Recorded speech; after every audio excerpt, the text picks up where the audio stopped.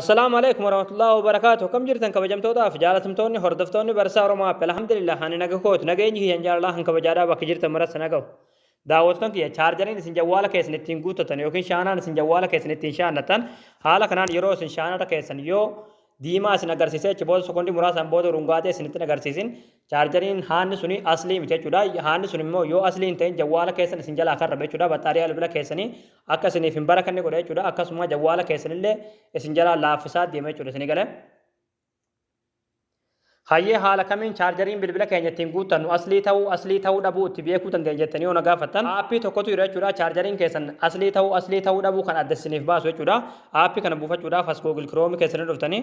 achi booda bakka sarchii kanarratti michuu joobis ittanii barreessanii michuu joobis achi booda sarchi goosiftu achi booda asirratti michuu joobis.com hojii kanarratti yeroo tokkoof kilikni gootu achi booda haala kanaan asitti sifida asirratti ikoonii sarchii kanarratti yeroo tokkoof kilikni gootu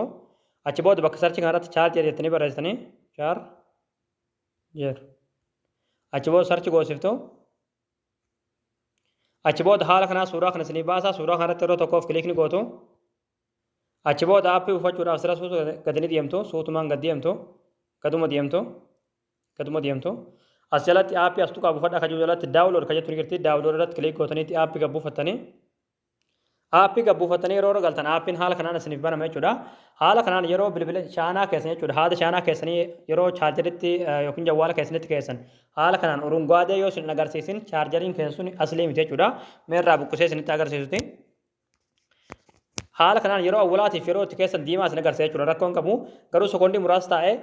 yoo haala kana amma asirratti argaa jirtan kanaan urungaadeetti hin jijjiiramin haanni suni aslii miti jawwaala keessan isin jalaa karrabaa haada keessan jijjiirradhaadha jechuudha haala kanaan chaarjeriin bilbila keessanii aslii